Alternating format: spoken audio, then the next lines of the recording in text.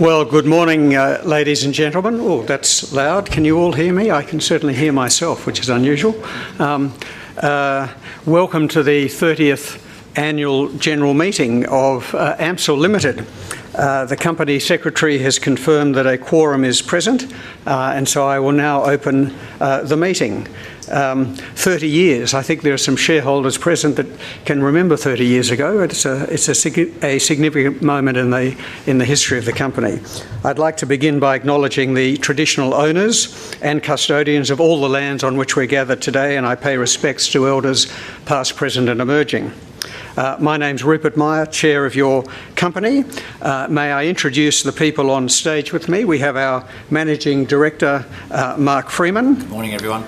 And my fellow non-executive directors, Roger Brown. Good morning. Mike Hurst. Good morning. And John Webster. Good morning. Non-executive director Paula Dwyer is joining us via telephone due to a long-standing commitment today. We also have our company secretary, Matthew Rowe. Good morning. Our chief financial officer, Andrew Porter. And our general manager of business and development and investor relations, Jeff Driver. Good morning. In due course, we'll be hearing from Mark Freeman and the investment analysts Jay Guy and Gilbert Battistella. We're also joined by other members of the investment team in the front row of the audience here today. Turning around, and there we are. I'll take this opportunity to introduce as well Kate Logan, partner of the company's auditors, PricewaterhouseCoopers, and her colleague Christine Meyer, no relation, different spelling, who is available to answer questions today on the audit and preparation and content of the auditor's report at the end of the presentation. Today's meeting is being held as a hybrid meeting. Today's presentation has already been released to the ASX and has been made available on the company's website. I remind shareholders using the online platform that whilst questions may be submitted at any time, I will not address them until the relevant time in the meeting. To ask a question, and this is just for the online attendees, click on the Ask a Question button at the top or bottom of your screen. If you have not entered your shareholder number or proxy number, you will be required to provide these details before you can proceed. Once your shareholder or proxy number has been verified, you can choose to ask your question in writing or orally. If you require further guidance, please click on the virtual meeting online guide link on your screen. Please also note that your questions may be moderated, or if we receive multiple questions on one topic, amalgamated together. To cast your vote, click on the Get a Voting Card button on your screen. Where prompted, please provide your shareholder or proxy number and follow the prompts. Once verified, a voting card will be issued and you will be able to lodge your votes.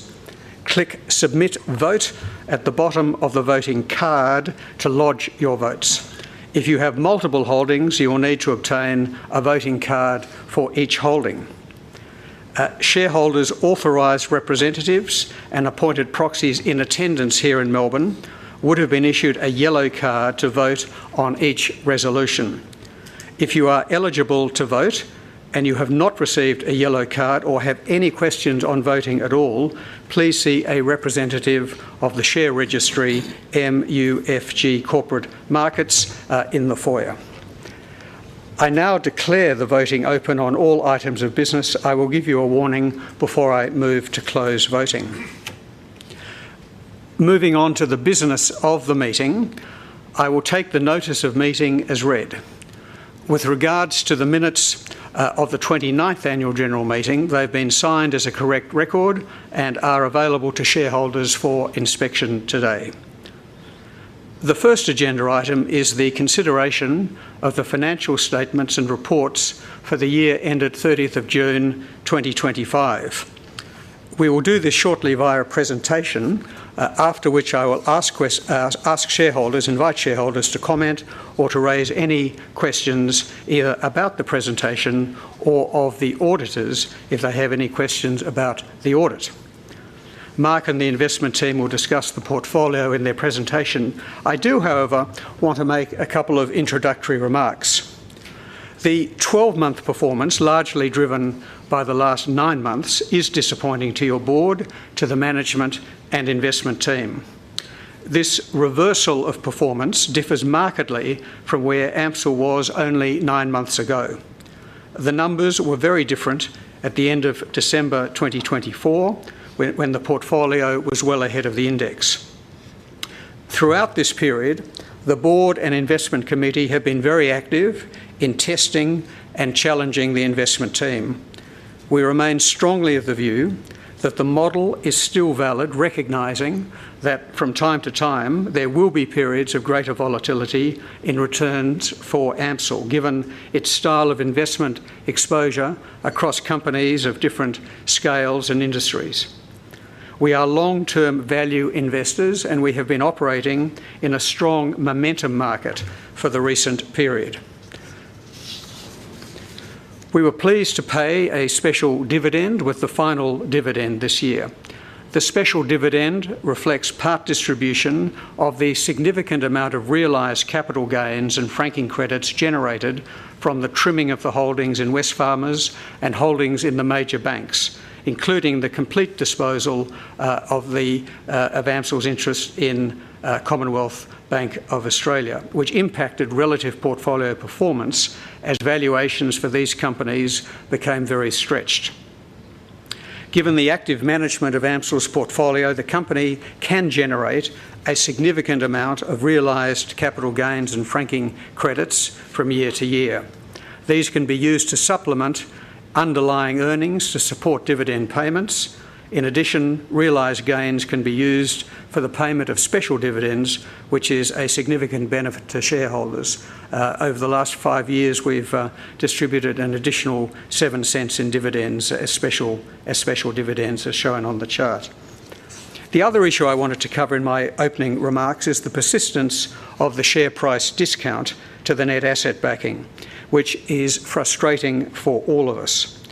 Discounts appear to be a feature of the market, with many listed investment companies trading at larger than normal discounts. Some used to trade at premiums, as you know. There are probably a number of factors driving this, but the main ones, we think, would be the market momentum, where LICs often get left behind in terms of share price performance until there is a reset or greater volatility in the market. Higher interest rates also offer a reasonable return on income products at this point, meaning less demand for LICs. This may change in the future. While performance is ultimately the thing that will attract investors, AMCIL traded at a discount, albeit less, 6 months ago when performance was relatively very strong. We have recently engaged additional expertise to increase our business development and marketing efforts across the 4 LICs, with an increased focus on independent financial advisors who are relatively new to the LIC sector, along with brokers who have traditionally been our main focus. We're gaining some traction, but this will take time, and there have already been a couple of valuable conversations already this morning about some other avenues that we might pursue with some of the industry superannuation funds. We've also bought back shares to neutralise the DRPs. This has helped a bit, but it's not ultimately a long-term solution. In looking at the long-term performance of the share price, the 15-year share price return, including franking, was 10.8%, just ahead of the index of 10.7%. The 1- and 3-year numbers, the shorter-term numbers, are well below, given the current discount. So with those introductory remarks, and happy to return to some of those in Q&A, I'll now pass you on to our Managing Director, Mark Freeman, to start this morning's presentation. Thank you. Thanks, Rupert, and good morning, everyone. So we, as usual, start with a disclaimer just to say we're here to talk about what the company's doing. We're not giving any advice as such. So just moving on to the agenda, I'll give an introductory comments on AMCIL, what it's about, so you have a good sense of what we're trying to achieve. Then I'll pass over to our CFO, Andrew Porter, who will talk through the financial results. Then I'll come back and talk through most of the rest of the slides with the help of Jay and Gilbert. So if we just go to the first proposition in terms of what we're about in AMCIL, the intent is to be a more focused portfolio, looking to invest in quality companies, and I'll come to that shortly, and to have a good spread of holdings across small, mid and large sized companies. There is an alignment of interest with AMCIL because comparatively low management costs we have for AMCIL. There is no external manager, there are no performance fees going to other third parties, and there's very strong equity ownership in AMCIL from the staff and directors. We want to keep the turnover relatively low because we want to be tax effective, and we do want to stick with that long-term investment approach, so sticking with companies for the long term, but we'll come to shortly, that does create some volatility, particularly in the markets we are in at the moment. If we just move to our approach, what we're focusing on is high quality companies, so our bias will always be more towards industrial companies. We need to test our businesses over the long run. Companies that tend to produce better profits and therefore better share price outcomes are ones that have unique assets or a leadership position in the sector that they're in, or a developing one. Companies that have a sustainable competitive advantage over the long term. External factors, we call them outside influence, can have a significant impact, and we continue to see that time and time again, that when an external party can have an impact on a company, can be very significant in terms of the downside. Balance sheets are really important, and we'll touch on this later. Companies that get into trouble, it's amazing how many times debt is the cause of it, so we want to steer away from companies that have high debt. We prefer companies that have more consistent earning streams, and management is always critical, and there are a lot of companies that AMCIL holds that we would call founder-led businesses.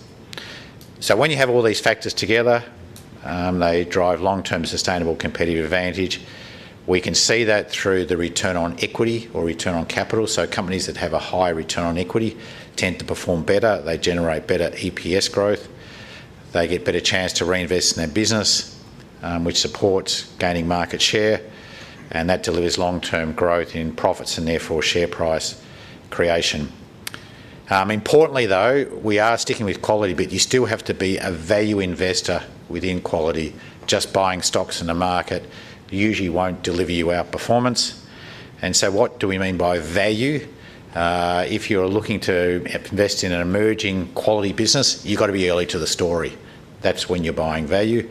If you're in more established businesses, the best thing is to look for temporary price dislocations and act on those in a significant way.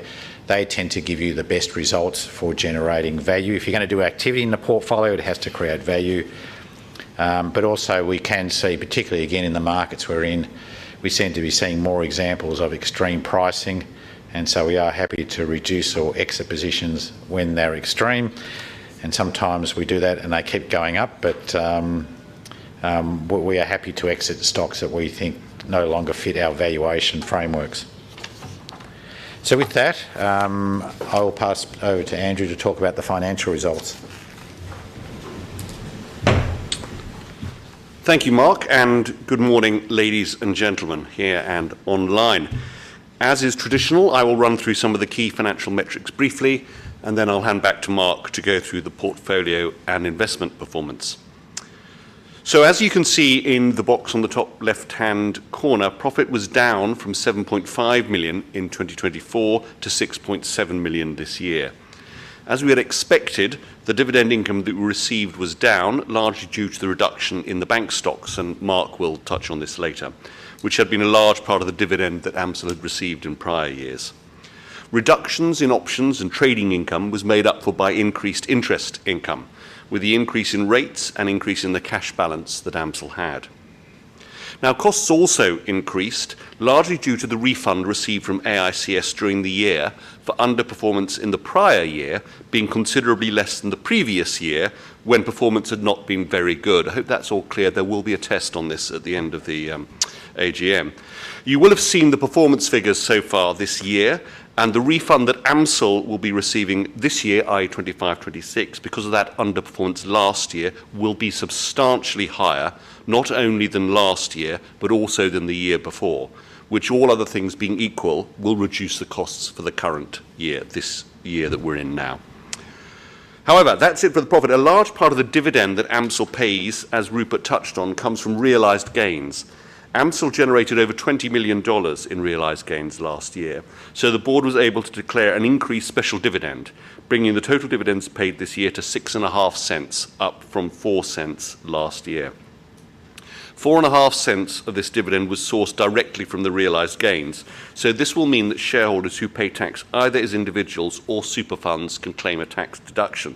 Speaking to shareholders earlier on, I know that many of you are very conscious of this, but I do recommend that if you use an accountant, make sure that they're also aware of it when doing your tax returns. Some are not. Mark and the team will go through the portfolio and investment performance, so I'll jump to the MER, or management expense ratio, which is the box on the bottom right. This is a measurement of the costs of running the company. It is expressed as a percentage of the costs incurred over the average portfolio for the year, so 0.56%, and is equivalent, therefore, to 56 cents per year for every $100 invested. Even though the costs, as discussed, have increased, so has the portfolio, so that the MER has remained constant over the year.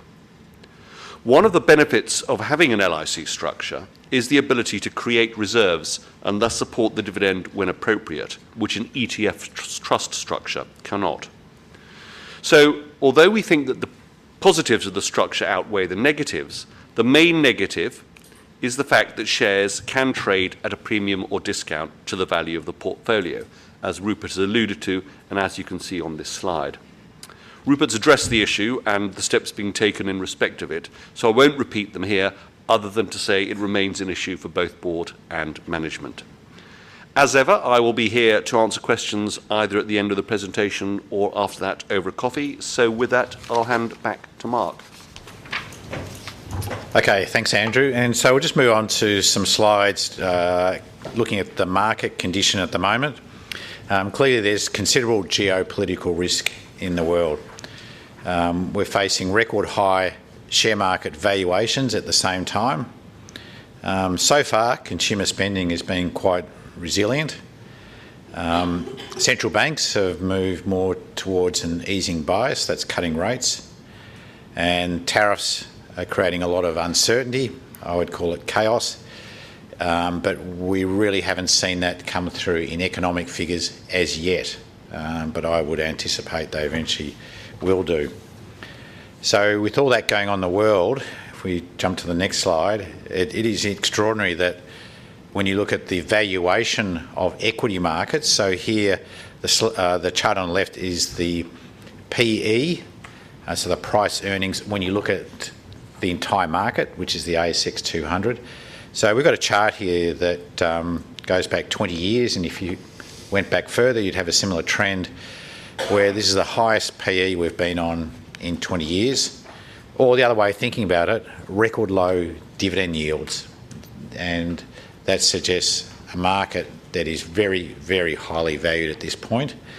But one thing you know for sure, when you see these events, they can often go longer and further than what you think before you get some reversion. But that's where we sit at the moment. A number of things could happen from here. The market could keep going up. Maybe we're underestimating the profit growth of the companies that are in the market. If they have a very strong profit growth performance, then that PE can decline. Markets can go sideways for a long period of time, so eventually the PE declines, or obviously you can get retracements in markets. But it does make us very cautious where we stand at the moment, and so AMCIL, we do have quite a big cash position, which has been dragging on performance, amongst other things. So we are quite conservatively positioned in AMCIL. If you look at the next chart, you pick up the US market. So this is the S&P 500. It looks even more extreme in terms of the PE and the yield. I think there are some grounds for the US trading at higher PEs than it used to. And the key factor there is return on equity. if you look at the return on equity, the Australian market's been very flat. It hasn't moved much, at about 11-12%. But the US market, as more and more tech stocks have become a bigger part of the S&P 500, they are companies that produce very high return on equity, very high growth. So there is reasons for that to be a high PE, but it still looks somewhat extreme to me. So we are cautious given all the uncertainties that are going on in the world and taking a more cautious stance within the portfolio. So if you move to the performance, so 1 year's been clearly very tough, but that was after the 2 previous calendar years, 23-24, where it was extremely strong. But obviously the 1 year has dragged down then the 3 and 5 year numbers, and we'll come to some analysis on that. But over the 10, and then Rupert pointed out 15 years, we're still ahead. So if we dig into just what's happened in 1 year, so it's really a handful of stocks and some movements in the market that have created, I guess, the portfolio just to go up a bit after 2 very strong years when the rest of the market was going up. So we've had a couple of large positions, and we'll go into more detail on these. Big positions in the portfolio that have sort of stagnated in price, such as Macquarie, Mainfreight and CSL, but we're still very happy with those businesses. We're not going to jump at shadows. We still like them. We think they're looking really good value. So we're going to maintain our positions there. A couple of cyclical stocks that are facing a downturn, Hardies and Reece, they've had an impact. We've got about 1% in banks when the index is 23-24%. We're very underweight banks, and we'll come to that shortly. They've continued to go up, but I continue to have a view they look too expensive. And unfortunately, we haven't had gold. Unfortunately, my training and background was gold. Other people can do that. It's hard to pick. We were staying with good industrial companies that we can get our head around, but it has dragged in the short term. That's really most of the reasons why the portfolio has sort of flattened out. A few large positions that have sort of gone sideways and down, and not having exposure to banks and gold. So none of that is of great concern to me from here, as we'll come to shortly. So if we dig a bit more into those, I've probably touched on some of those with these points. The pullback in CSL has been dramatic. Macquarie Technology, Mainfreight, we'll talk again to those shortly. Very happy with those. They're more shorter term moves. The cyclical headwinds in the US, which has quickly gone into a bit of a downturn, but we still think in the long term the stocks we have exposure to are okay. The extraordinary run in banks, and as I touched on, gold. So if we dig into a couple of those stocks, I'll get Gilbert and Jay to come up and give some further insights on some of those. Thank you, Mark. By way of introduction, my name is Jay and I work in the investment team here at AMCIL. On the following slides, Gilbert and I will provide further detail on several of AMCIL's key holdings that have recently weighed on our performance, as Mark outlined. I will talk to CSL and Mainfreight, and Gilbert will talk to Macquarie Technology and ARB. So CSL is a name that many in the room will be familiar with. It's been held in the portfolio for a long time, I think over 14 years now. The company develops therapies to treat chronic diseases, which are long-lasting, cannot generally be cured, and require ongoing management. The share price, as you can see on the chart on the screen on the left in red, has come under pressure for kind of 2 key factors, and it reflects slowing earnings growth outlook and concerns about regulatory and political backdrop in the United States. In what has been a strong period for the share market, CSL has well and truly fallen out of favour with investors. We believe the fundamentals of the business remain attractive. CSL has a strong market position in an industry where volume growth remains at mid to high single-digit levels. While it may take some time for the market to rebuild confidence in CSL and the management team, we think they are well positioned to deliver attractive earnings growth, and the share price is now trading at a significant discount to the market. We do have a slide a little later on in the deck, which Mark will talk to, which shows the relative valuation between CBA and CSL. And on that chart, you'll see that CSL has moved from trading to a significant premium to the market to a discount. We also believe that the balance sheet is in good shape with relatively low levels of debt. So for now, we'll retain this holding. And then Main Freight is one we've spoken about in previous presentations. It's a global logistics company, and they provide transport, warehousing, air and ocean freight services, and has also been a long-standing holding for AMCIL. We believe Main Freight has a distinct competitive advantage, operating in a more complex, value-added services, supported by their service-led culture, that we think is a very unique culture, and their extensive branch network. As a result, they've been very successful in winning market share, and they've built significant businesses in Australia and New Zealand from scratch. The company has a strong long-term track record of growing earnings, but what we observed during COVID is that freight volumes increased significantly, which pushed earnings to levels which, with the benefit of hindsight, were unsustainable, at least temporarily. In addition, we also saw the valuation multiple increase significantly. We did trim some of our holding during this period, but it wasn't enough. In hindsight, we could have trimmed the position a bit more, but we were balancing that short-term revision in earnings against our positive long-term view of the business. We've also seen since then the earnings have normalised from that unsustainably high level, and that has weighed on the share price. In addition, the New Zealand economy has been quite weak, but we view this as a short-term cyclical headwind of the business that it'll trade through. And pleasingly, the company has been winning customers through this period, which is a key indicator that we look for. From here, we think Main Freight's well positioned to grow their earnings, and the valuation multiple has returned to a much more reasonable level. We note as well that management have continued to invest prudently in their network and now have latent capacity to grow into, which we think will be a tailwind for earnings. The company is founder-led, the management team are very closely aligned with shareholders, and the balance sheet is net cash with a lot of property on the balance sheet. And with that, I'll now pass on to Gilbert to talk through Macquarie Technology and ARB. Thank you for listening.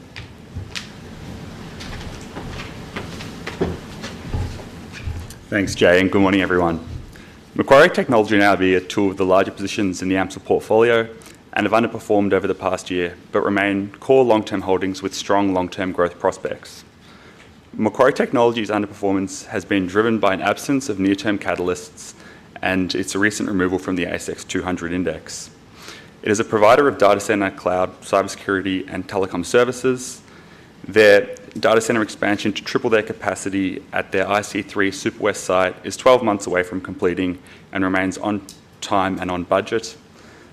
This capacity is becoming available at a good time where the contracting environment is very strong, with US hyperscalers, the big tech companies, looking to procure capacity, and the region where Macquarie Technology's capacity is becoming available is tightly supplied at the moment. This positions the company very well to earn strong returns on the project and lock in that pricing with long-term contracts. Macquarie Technology is well funded to deliver on these growth plans, and importantly for our process, we have strong alignment with the Trudeau brothers, who own over 40% of the company. ARB, the stock has been weak due to soft Australian new vehicle sales and market concerns around the tariff impact given their Thailand-based manufacturing. ARB is a manufacturer and distributor of 4x4 accessories with a strong Australian brand and growing global presence.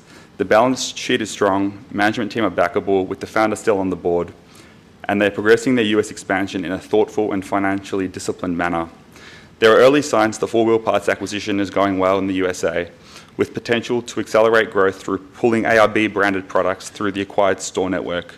We are attracted to the quality of the business and the long-term runway with that US opportunity. Thanks, I'll hand back to Mark. So thanks, Gilbert. So there's 4 stocks that have sort of drifted in the market, but we just believe that the business is business as usual. Great companies, very strong balance sheets, great opportunities. So our bias is to stick with them and ride the ups and downs, because we still think each of those will be substantially bigger companies moving forward. We've had some downturn from 2 of our sort of more cyclical stocks, Hardies and Reece. We've just tracked there. The share price does follow the housing starts. They are cyclical in nature. Reece, we'd actually sold about 40% of our holding with the run-up it had, that peak on the right. We still retain a holding in the company, but it is smaller. They've got some challenges in the US to grow. They've still got a great business in Australia. The balance sheet's strong, so at the moment our bias is to stick with it. We sort of think they're going through probably just about the worst you could get in terms of their conditions in the US. We think the US footprint has good value, so we think the stock price has fallen too much. And Hardies, unfortunately, this has been a cracking business. It is cyclical, but in each case there's an upward trend to them, so that means underlying the businesses are growing. Unfortunately, Hardies did a transaction recently. They did a debt-funded acquisition right at the top, so the worst thing you could possibly do. As a result, we did reduce our holding quite significantly, but kept a smaller position. So I touched on earlier, balance sheets can be quite detrimental to companies, so our first reaction was to make it substantially smaller. They still have a great position within fibre cement. The business they bought is involved with decking. We do believe that putting the two businesses together will give them great opportunities to cross-sell products. I'd be keen to buy more when we see the cycle starting to improve, or in particular the balance sheet metrics start to improve. They would be the turning points we'd look for to actually be adding it back. So at the moment we're running with just a much smaller position. As we touched on also at the start, the banks have been big movers. On the left you can see Commonwealth Bank. The yellow bars is its earnings per share.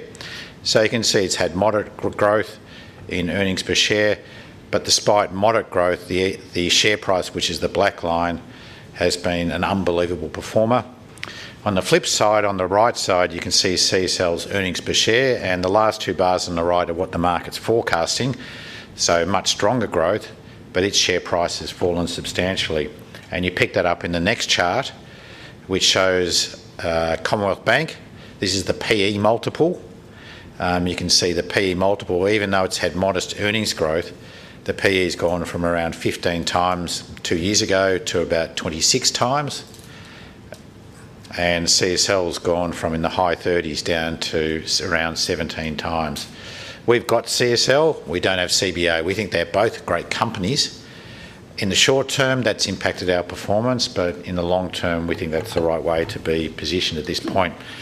If CBA were to fall substantially, I'd be very happy to buy it back, because as I said, it's a great company, but that has spilled over into the broader banking sector. And if you go to the next chart, we did have some NAB, we've now exited that. You can see the long-term PE of that on the top right. We've still got a small holding in Westpac, but we've written call options over the entire holding. So quite unbelievable if you've been watching banks. I mean, I've been watching them for over 30 years. And this is a 20-year chart, but if you go back another 10, 20 years before that, you would see that they probably traded at lower PEs. And to see the extreme movement over the last really 2 years has been quite extraordinary, really. It's one of the most extraordinary things I've ever seen. I never thought I'd see the day that CBA trades at a PE nearly 30 times. And the other sector, if we move to the next chart, is the amazing performance of gold. If you were to, again, this goes back to 1975. You took this chart back further, you'd see a long period of very stagnant growth in value, and it's just exploded in the last couple of years. There's a lot of uncertainty about the fiscal position of the US, what the government and what Trump is doing there, uncertainty over geopolitical issues. It's now the most talked about sector with traders, and that often, when we see that, often prices run to very much extremes.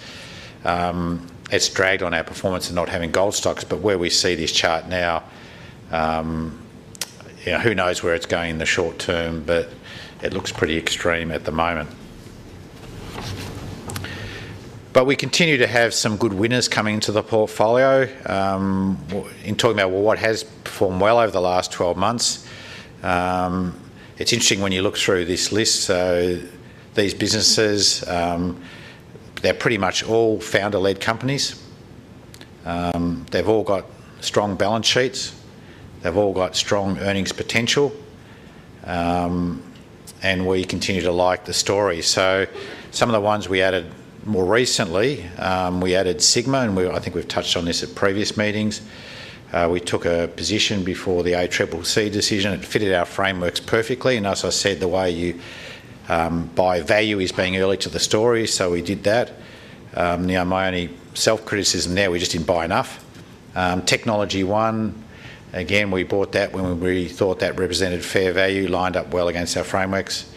Hindsight, we should have bought more. Life 360 has been an interesting one. It's another founder-led company, no debt, earnings are growing strongly. They do the tracking device on your mobile phone. That's been a great stock for us. And EVT has too. In fact, all those stocks have been great, and so we continue to look for those stocks. My only probably hindsight is that when we find those, we probably need to go a lot harder in buying to make up for other movements in the market that we don't want to participate in. But I'm pleased that we continue to capture opportunities, but probably a bit of a lesson there is to be more meaningful.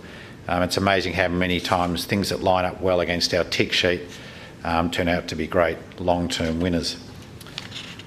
So as we move on, just some of the more recent activities I touched on, we have now exited NAB because of the extreme pricing. Beamtree was only a small position. It was more of an early stage company that we decided to move on. Some of the trimming, I touched on Hardies, AMCIL, we were a bit concerned about their last update, and really the rest has been trimming some stocks that have run really hard. Wesfarmers is an interesting one because we think again it's an amazing business, but the PE chart of that looks similar to the banks. It's nearly 40 times, and we've been gradually reducing that. And then if you look to the right, we bought some more EVT. Woolworths is now the supermarket that is out of favour, and we are thinking that there's some hidden value in that company. It's amazing how Woolworths and Coles trade positions over time. Coles is the one that's doing well. Woolworths isn't, but we're looking for value and we think it's got a good footprint, and so we've been adding to that. We've added a bit more to PEXA. It's one we were in, then we're out of it. Now we've sort of taken a position back because they won their first essentially client in the UK to do a property exchange product that they run here in Australia, which they dominate the market for. Having that first win, we thought this is a bit of a turning point, let's make a start. And we've taken a new stock in the portfolio, Nanosonics. It's a small position. Again, it's net cash. It's got long runway of growth. They've got a couple of products there. Their core product is a sterilisation product that's in hospitals all around the world. The US is a big market, and they're just releasing a second product at the moment, which should set up a period of profit growth going forward. We think the management's good, so it's been a bit out of favour. So we're now seeing some value, and we took a position there. So we continue to do activity on the portfolio around high quality companies. So if we look at the portfolio overall, these are our largest positions, and we wanted to show that we are a longer term investor. And again, highlighting if you are a long-term investor on a very focused portfolio, you can have periods where they drift. But we think these are outstanding businesses that we hold. And then we go to the next slide, which is pretty much every stock we hold. I was talking to a few shareholders this morning. It's amazing how many of the companies we've positioned in. The market overall, what I talked to earlier before about being cautious, a lot of people being gold. The way we've been more cautious is we're holding a fair bit of cash at this point, and the other test I run through is what's the balance sheet, and it's amazing how many stocks that are in the AMCIL portfolio have no debt, and I think that's going to be very important going forward. So just on to the outlook. Sorry, no, we've got one more slide. Just thinking about our characteristics, going back on what we're looking for. 32% of the portfolio are businesses that are founder-led or have those characteristics. 85% of the portfolio has earnings that are growing faster than the market. 70% of the portfolio are businesses that have a higher return on capital than the market. 47 companies at the moment with nearly 8% cash, and nearly half the stocks in the portfolio have cash on their balance sheet. So we're sort of sticking to what we told you about 3 years ago, that our focus was going to be stick with the quality companies and be more of a long-term investor. So now on to the outlook. As we've touched on there, markets are trading at extreme highs, which makes us cautious. We're seeing a lot of speculative activity, which makes us cautious, whether it's Bitcoin or businesses listing in the US that say they do anything to do with Bitcoin whatsoever are going crazy. Gold and mining, small mining stocks are going crazy. I'm worried about the explosion of the private debt markets. I think there are hidden issues there. So there's a lot of what I'd call speculative behaviour, and these are all reflective of where markets look very peaky, and that makes me nervous. So hence the focus on high quality companies and more cash. So we think our portfolio is well positioned to be in businesses that can grow profits over the long term, and ultimately share price will follow profits. So with that, I'll pass back to Rupert.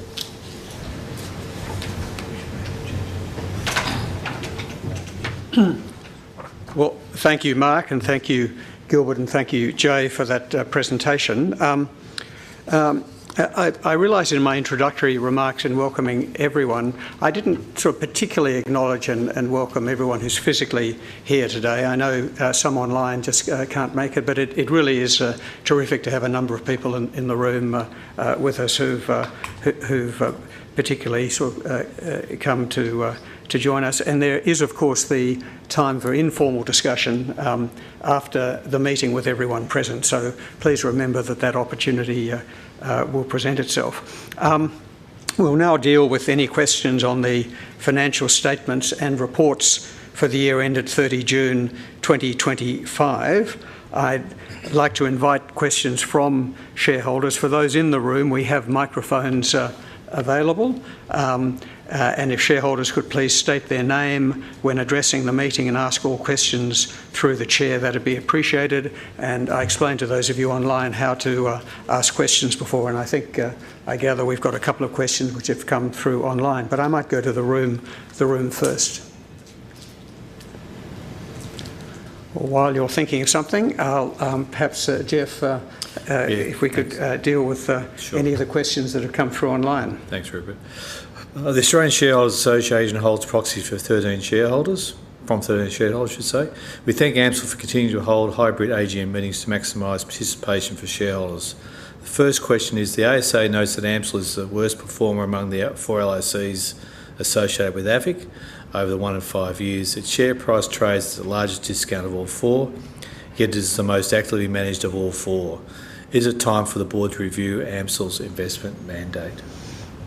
Well, look, thank you for that question from the ASA, and thank you for the observations on the hybrid meeting. We think that is something that we will continue with, because we like the opportunity to interact directly with shareholders.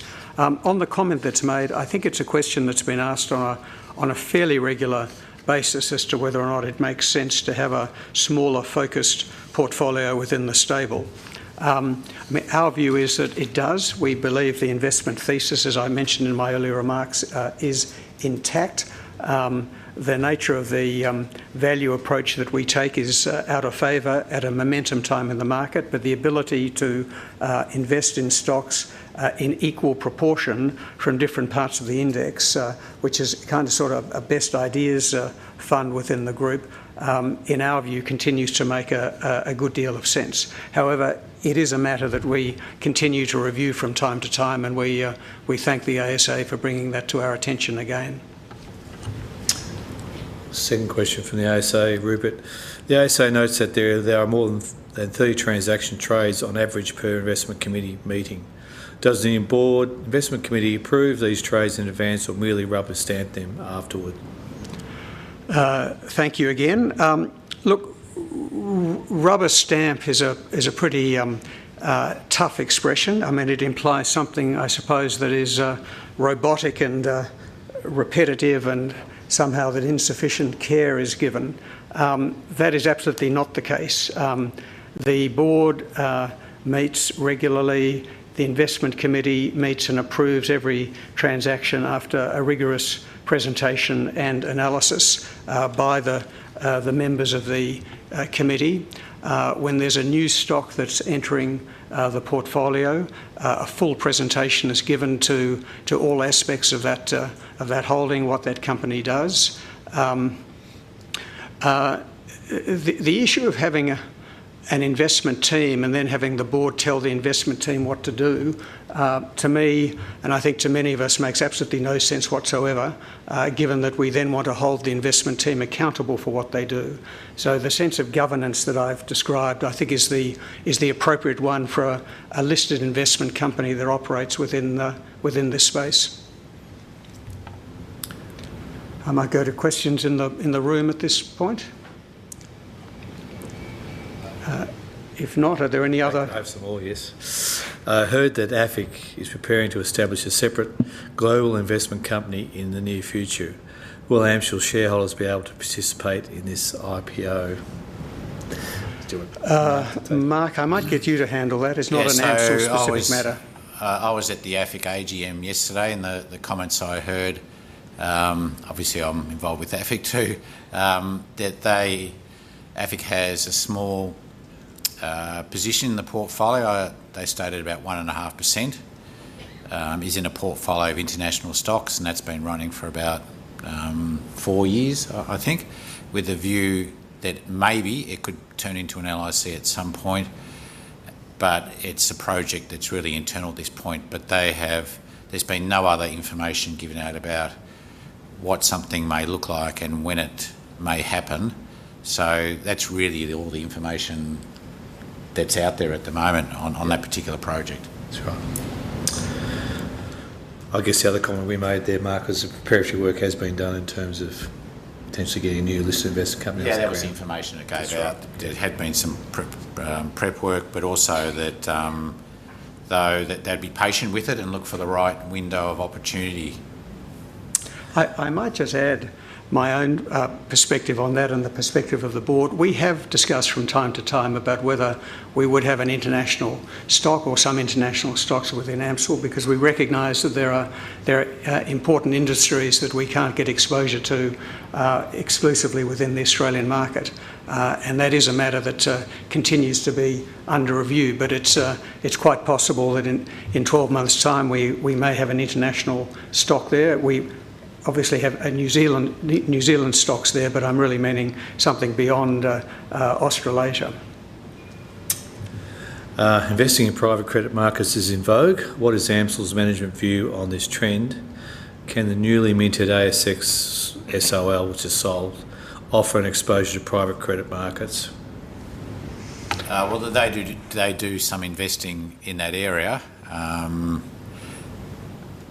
But our view on it, I think you've got to be, there are a lot of I think there's some more unsophisticated players. It's become a bit of a hot market, so you really have to know what you're doing in that sector. But as far as sols go, I mean, clearly they've got a great long-term track record of running businesses.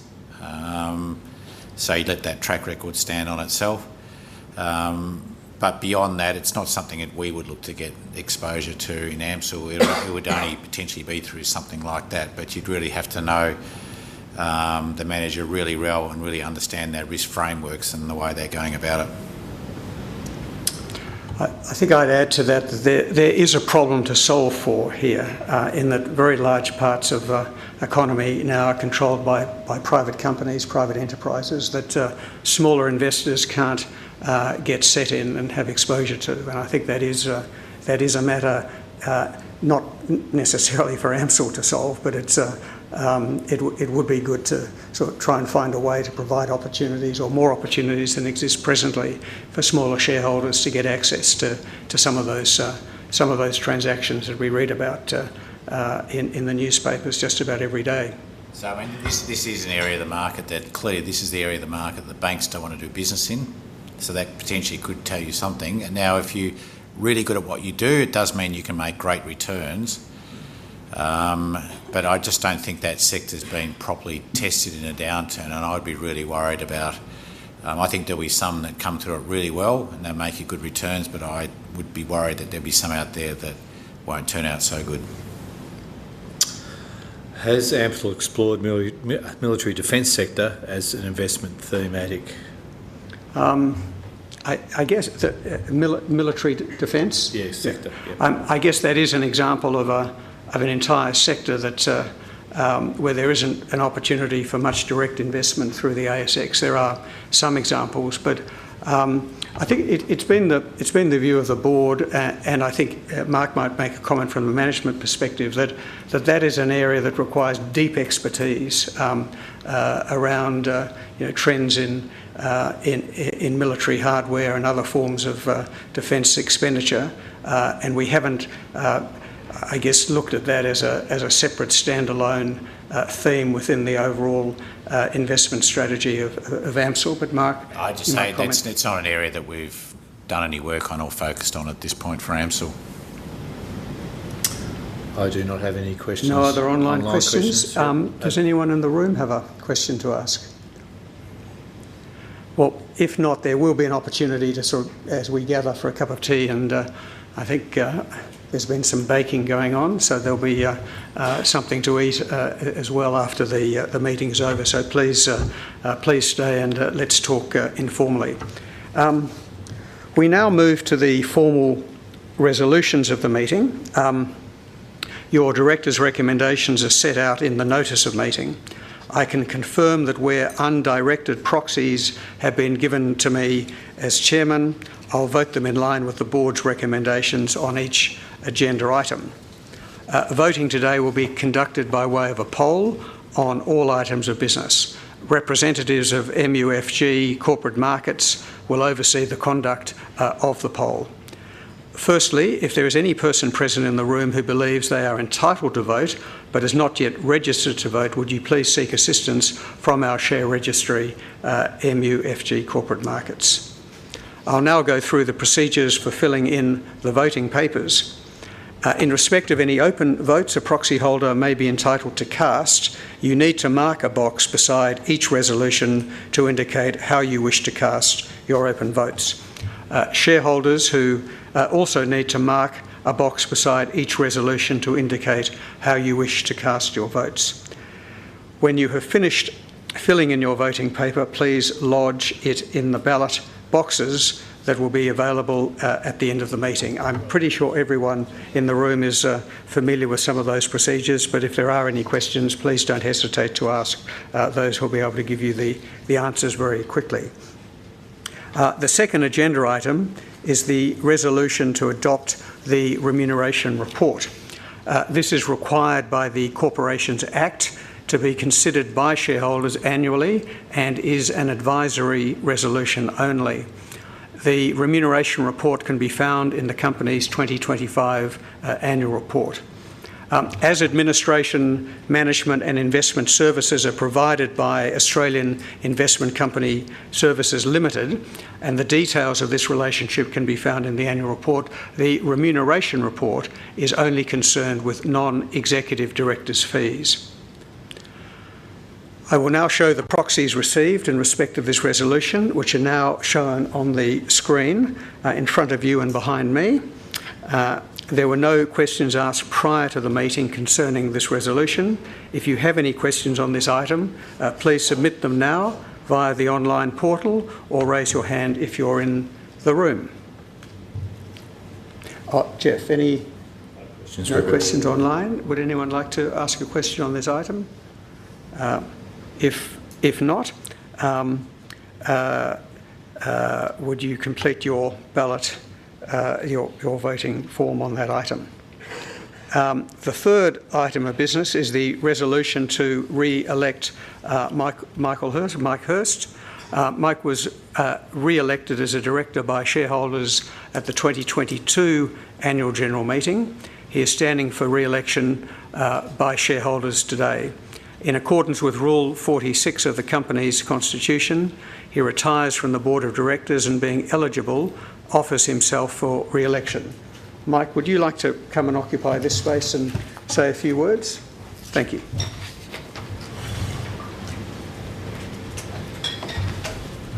Thank you, Rupert. Pardon me. Look, I'm very grateful to have been given the opportunity over the last 6 years to participate in the operation of the company. 5 years of those, I've been chair of the audit committee. Over that time, I believe I've made a contribution through my deep knowledge of financial markets, both in terms of investing and also accessing capital through those markets for companies I've been involved with. I've had a long time in governance. I sat on my first external board, I hate to say it, in 1986, and I've pretty much been involved in director roles as well as executive roles through that period. Importantly, given where the world is at the moment with the geopolitical environment being different, and also with the way markets are operating, I've seen a number of different economic cycles over that period, and one or too many crises, financial crises that I'd rather mention. I do believe that the company's approach to investing in quality companies will win out over time. If you have a think about examination of quality companies over a long period, it really is those companies that are well run, have strong balance sheets, have leading positions in their markets that win out over time, and that is certainly what underpins the investment process we go through at AMCIL. Finally, if you see fit to support me with another term, I'll continue to work hard for the company, and I'll be very appreciative of that opportunity. Thank you.